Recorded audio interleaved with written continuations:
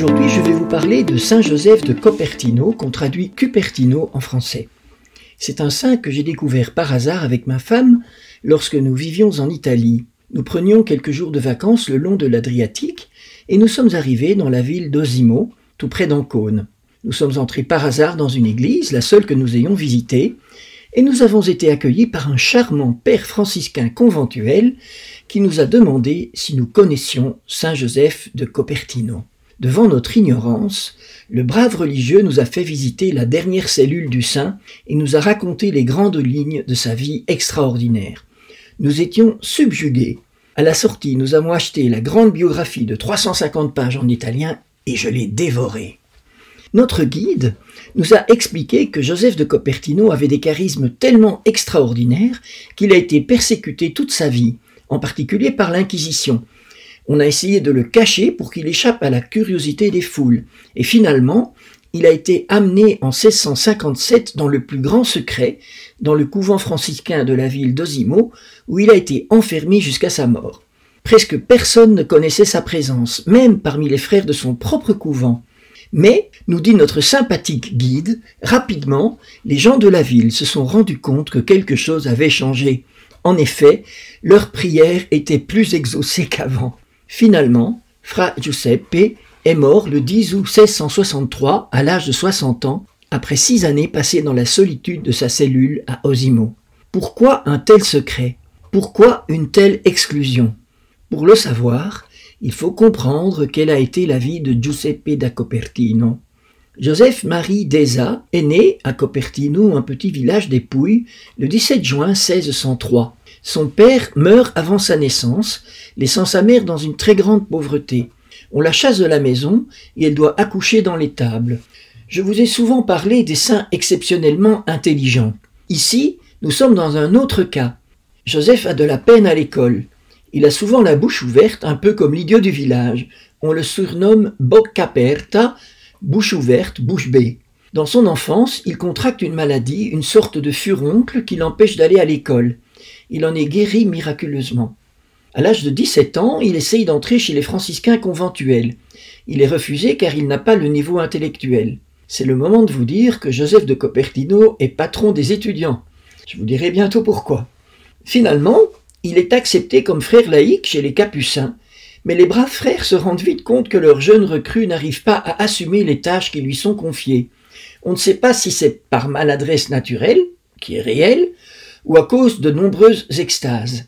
Un de ses biographes a écrit de lui « L'incapacité naturelle et la préoccupation surnaturelle semblaient s'unir pour le rendre inapte à tout. » Bref, Marcel Pagnol aurait dit de lui « Il n'est pas bon à rien, il est mauvais à tout ». Au bout de 8 mois, les bons pères capucins renvoient notre pauvre Joseph et sa maman est désolée de le voir revenir. Elle a un frère qui est aussi franciscain conventuel, à Bolsonaro, dans le couvent de Grotella. Elle insiste tant et si bien que Joseph est accepté à Grotella comme frère convers. On le charge de s'occuper de la mule du couvent.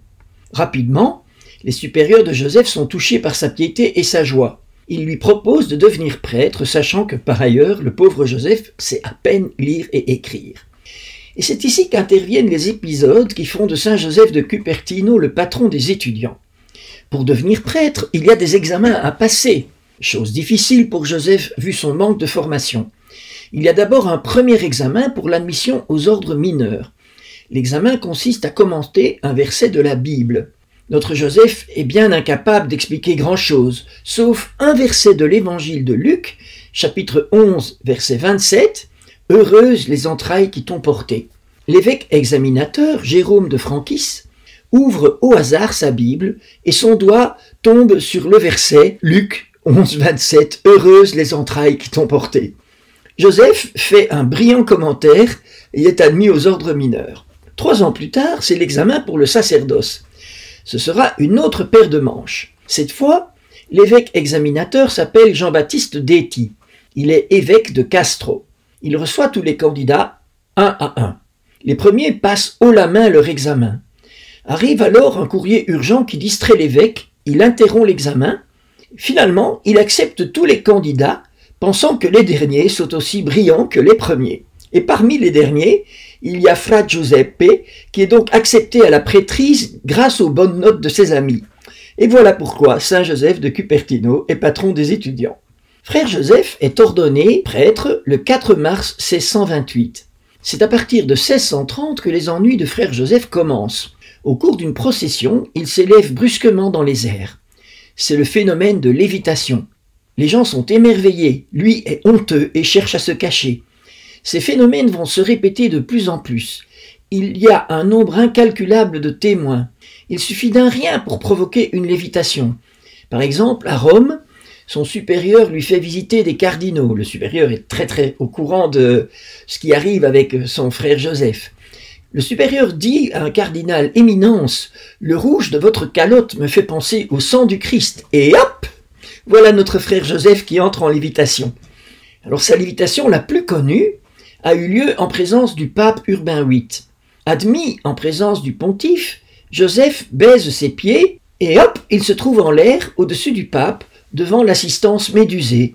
Son supérieur lui intime l'ordre de descendre et la lévitation cesse. Sans broncher, le pape s'adresse alors au supérieur. « Si frère Joseph meurt durant notre pontificat, nous voulons servir de témoin à son procès de canonisation pour déposer du prodige dont nous venons d'être témoins. » Avec le successeur d'Urbain VIII, les choses deviennent plus difficiles. L'Inquisition s'en mêle. Le pauvre frère Joseph est envoyé à Assise, dans le grand monastère en dessous de la basilique Saint-François. Mais là aussi, il dérange par ses miracles et ses phénomènes extraordinaires. Et finalement, il est envoyé en exil à Osimo, où, comme je vous l'ai raconté, il meurt à l'âge de 60 ans. Vous avez compris que j'ai un faible pour Joseph de Cupertino. Voici pourquoi. Dans ses extases, le frère Joseph partait souvent en arrière. Il tombait en arrière et demeurait par terre, soit il s'envolait en arrière pendant une Eucharistie, comme pris d'une sainte terreur devant le mystère incroyable de Dieu qui se fait homme et qui se cache dans un petit morceau de pain. Ces phénomènes me font penser à ce qu'on appelle dans le renouveau charismatique le repos dans l'esprit.